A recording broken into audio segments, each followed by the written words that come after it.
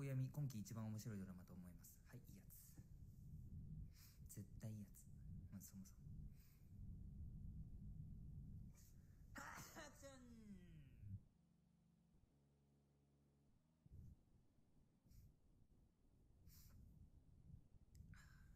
お風呂入ってドラマ見ようとしたのにお風呂行けない。それな、俺もお風呂入ってからドラマ見たいなと思ってんのにインスタライブ始めちゃったんだから行けないんだけど。